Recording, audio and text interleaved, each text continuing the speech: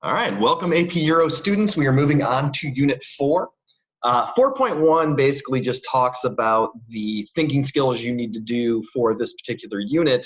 So we're going to cover that at the end when we look at review type questions. We're going to look at 4.2 and 4.3 today, which are really about two intellectual movements during the 1648 to 1815 time period, which is the scientific revolution and then the Enlightenment. Okay, so we're going to do 4.2 and 4.3 of the course description for those who like to follow along. All right, so 4.2 deals with the scientific revolution. Scientific revolution is going to actually begin in the 1500s, but it will really blossom and flourish in the 1600s. And the big picture question that College Board wants you to know is to be able to explain how the understanding of the natural world developed during this time and then how it changed. Okay, so the first thing we're going to look at is challenges to the old ideas.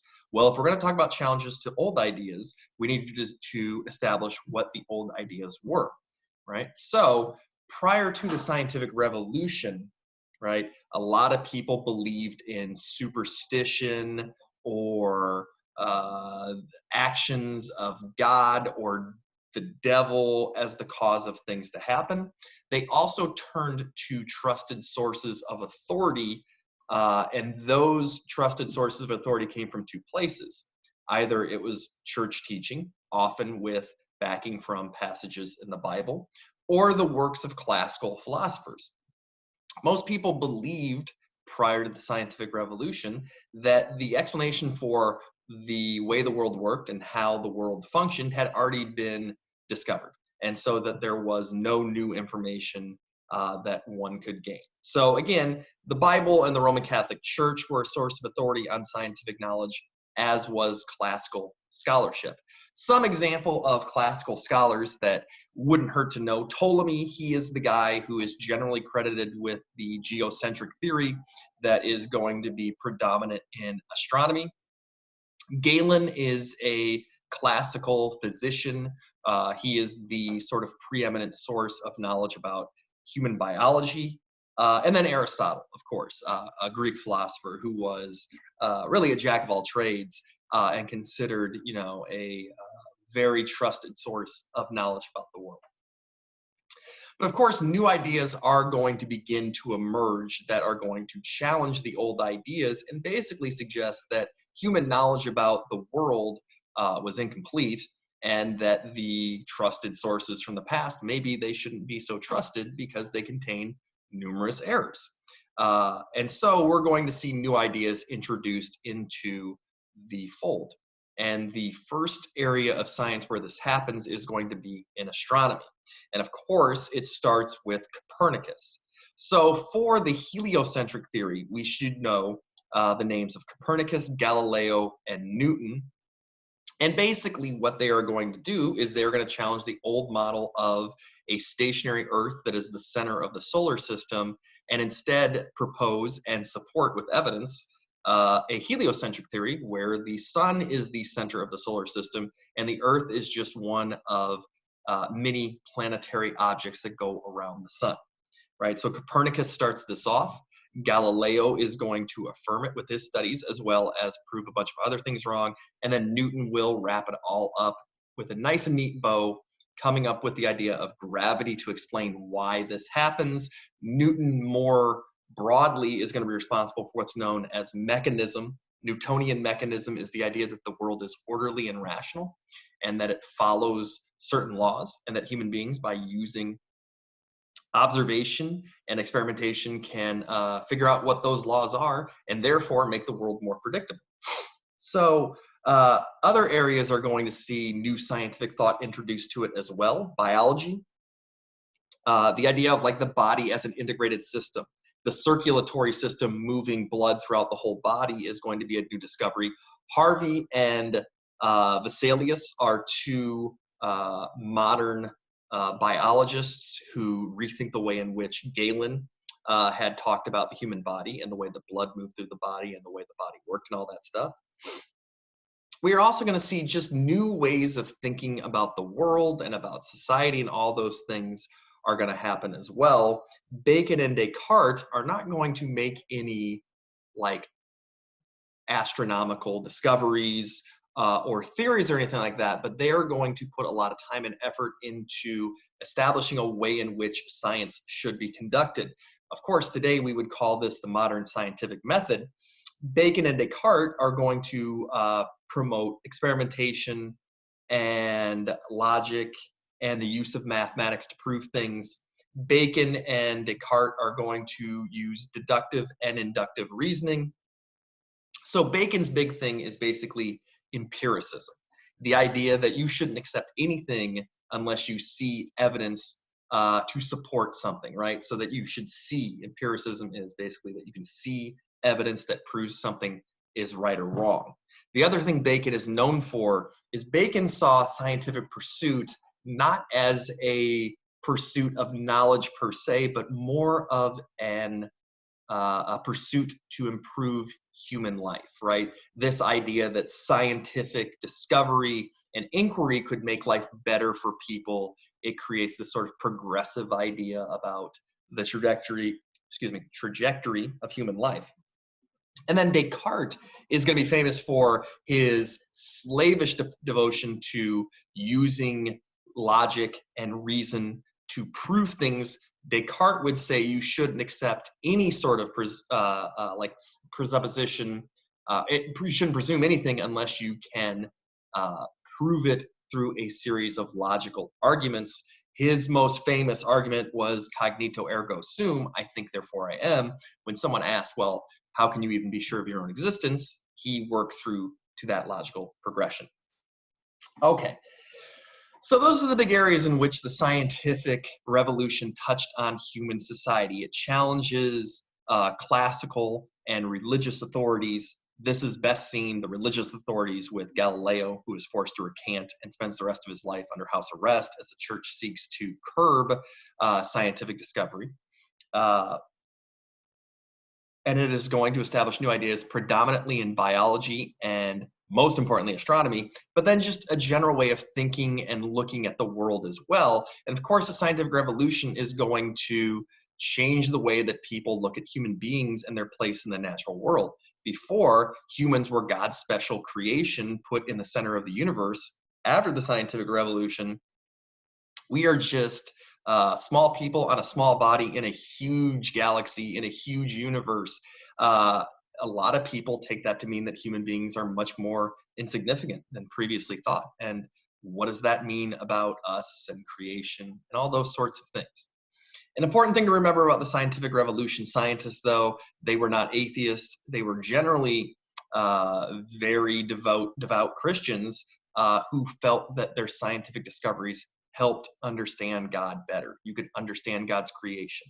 God was the clockmaker who made it all happen. If we can understand the rules the clockmaker puts in place, in theory, we should be able to understand the clockmaker better. Some continuity does also exist during this time period when it comes to scientific belief. College Board loves that, right? Like lots of changes, but still some continuity.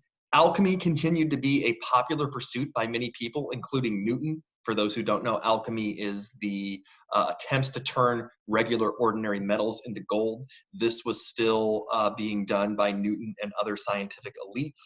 Astrology, trying to predict the future based on the alignment of celestial bodies, was another practice that continued to be popular with the scientific elites. So the key point here is that the elites are still going to believe in unscientific things in some regards. Even though they are proposing new ways of looking at the universe, they still rely on some old things as well. And then for non-elite people, we are going to see the persistence of the belief of spiritual forces and superstition as being the cause of why things happen. Witchcraft is a great example of this. As the scientific revolution is beginning, witchcraft claims are rising. Now, eventually, the scientific movement will sort of put the kibosh on witchcraft claims, but it will take a while for that to seep down to non-elite audiences. One last thing I thought of that ties in nicely with what we talked about in the last unit, which was the political stuff of 1648 to 1815. Scientists often found patronage from monarchs who would establish royal societies for scientific inquiry, who would support scientific research because it made them look more intellectual. Maybe it provided them with new technologies that could improve the power of the state. And so the scientists and the monarchs are often going to be working in tandem with one another. Okay, so that's the scientific revolution. Deep breath. Let's move on to the Enlightenment. So the Enlightenment really is born of the scientific revolution. Basically, the scientific revolution is going to posit that the world is rational and that human beings, by studying it and doing certain scientific inquiries, could learn more about it and use that to improve their lives. Well, some philosopher types are going to say, well, if the universe operates in a rational way, then so should human societies. And these philosophers are going to look at human societies of the 1700s, and they are going to see what they say is a society filled with irrationality, right? The old regime setup of absolute monarch, noble privilege, and state-sponsored churches are really going to rankle a lot of these philosophers. And so they are going to begin to criticize the old institutions that keep control and propose new and better ways to organize society, right? And this is going to be known as the Enlightenment. So basically, the big picture College Board wants you to understand is sort of a causation. What causes the Enlightenment to take place? A lot of it is the scientific revolution, as we talked about. And then what are the effects that that has on European society? And of course, we can draw a line from Enlightenment philosophers to the French Revolution, which has profound impacts on European society. So obviously, this is going to be a major event, intellectually speaking. So when I think of the Enlightenment, I think of the promotion of an orderly universe, that Newtonian mechanism, applying that to human societies. I think of rationality and criticism, right? Looking at society, criticizing it, trying to impose greater rationality on human societies. I think of challenges to the absolute monarchy, challenges to noble privilege, and challenges to state-sponsored churches. Okay, so the first main point College Board points out, and this is like effects on society. The first effect is that the philosophers of the Enlightenment, are going to want to apply the lessons of the scientific revolution to societal and human institutions, right? Voltaire is a very famous French Enlightenment philosopher. He is going to frequently challenge the French monarchy, particularly when they use the monarchy to squelch free speech and free press. And he is also going to attack the privileged position of the Roman Catholic Church, right? He is going to oftentimes make an argument that many Enlightenment philosophers will make, and that is religion should be a private issue. It should not be a public issue. It should not be something that is controlled and foisted upon you by government or a privileged church. And so Voltaire is often going to criticize the excesses of the French monarchy. He is going to criticize the high position of the Roman Catholic Church. And really what he criticizes the most is the ability of those institutions to censor and control the thoughts and beliefs of individual people. Let me believe whatever I want to believe. What's it to you? That's Voltaire's basic idea. And of course, because we read Candide, we know that Voltaire also likes to mock the aristocracy and the privileges that they have. Remember, Candide goes through all these things to save Cunegonde, but can't marry her, according to Cunegonde's brother, because he doesn't have enough noble blood, often to very comedic effect. All right, other philosophers that used the ideas of the scientific revolution to suggest a more rational society would be Diderot. Denis Diderot was a French philosopher. He's most known for producing an encyclopedia. The encyclopedia had many different things on it. It would have criticisms of society, but it would also have, here's a better way to farm. Here is more scientific applications to building canals or dams or dikes or whatever. He covered a whole wide spectrum of things, always trying to improve society. Montesquieu will challenge the ideas of absolute monarchy and talk about how government is best when power is spread out amongst many different groups of people. Beccaria will criticize crime and punishment, torture, the death penalty. He will begin to suggest that, hey, maybe if you beat the bejesus out of someone and they confess to a crime, maybe that confession isn't really valid, right? And other sorts of things will be challenged by him. All right, Enlightenment will also have an impact on government. The biggest one here is basically previous governments had always argued for their right to exist because of either tradition, it's always been that way, never a good explanation for something, or number two, God wants it to be this way.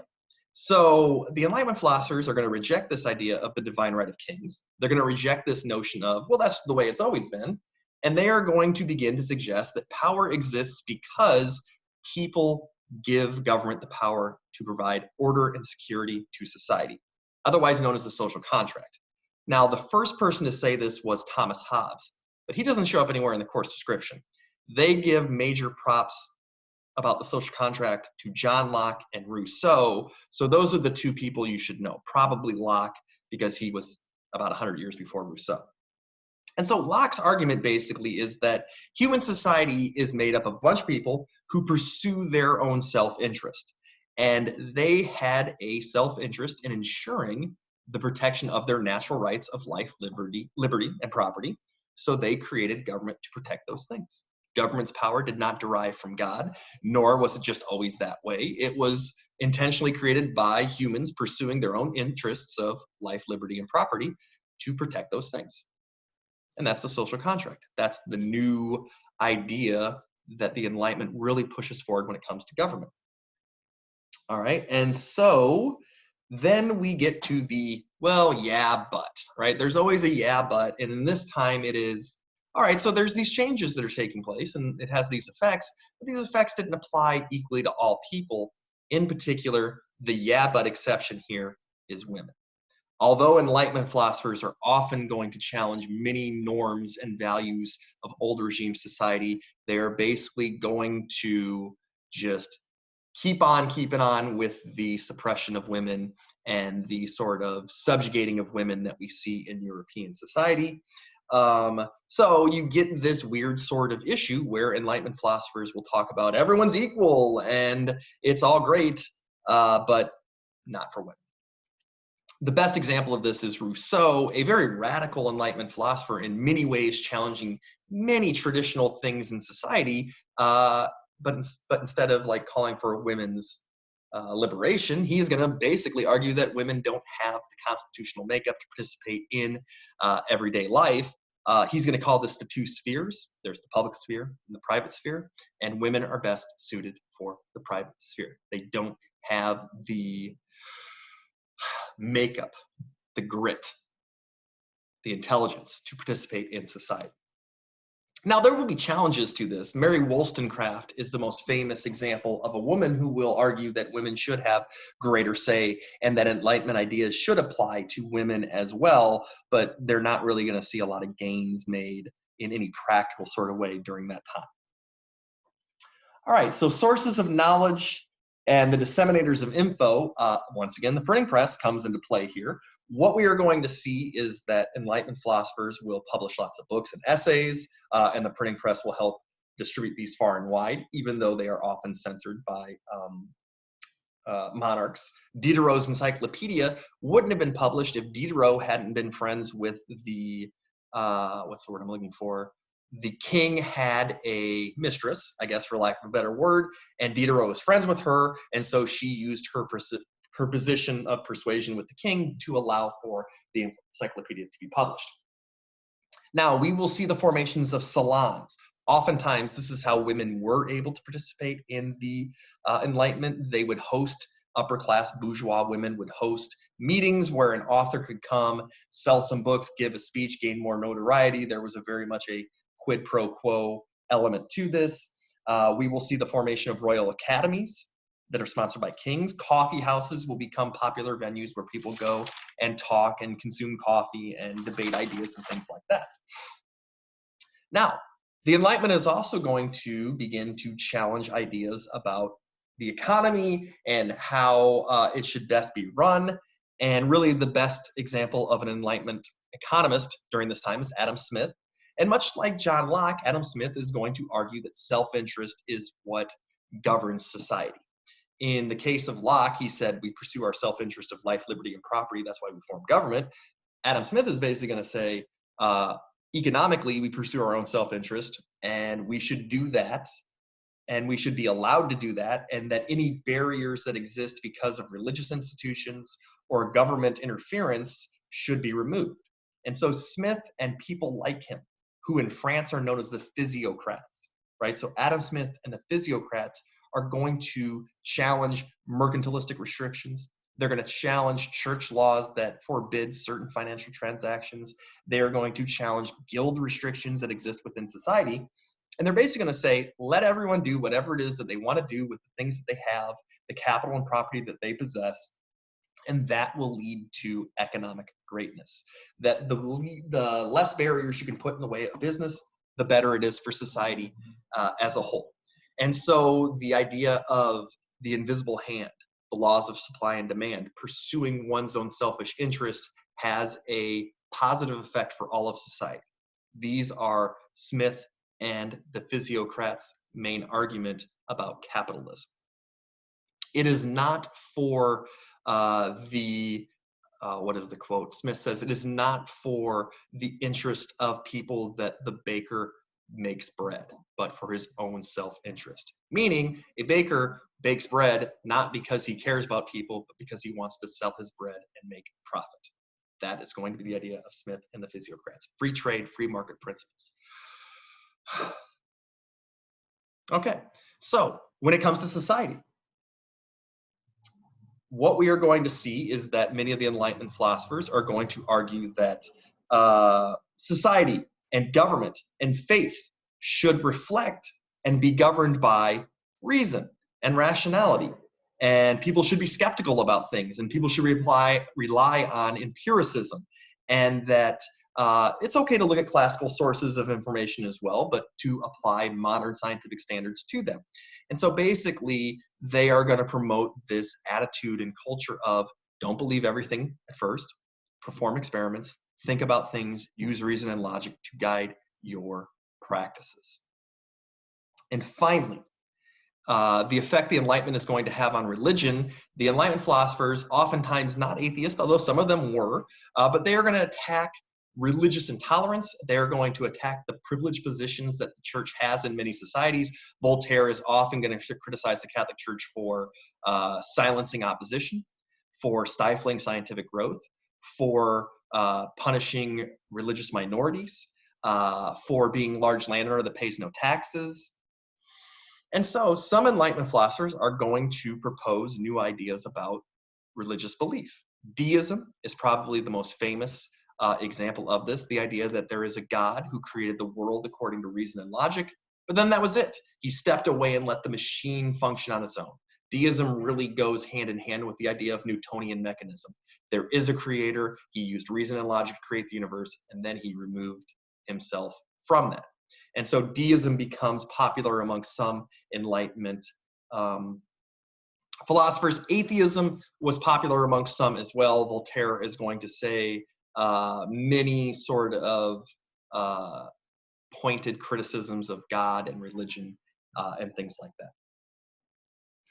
All right, and then the big overall picture, which I already talked about, is that religion is going to be seen by these Enlightenment philosophers as an increasingly private issue that shouldn't have any sort of coercion by public institutions. It's not a public concern.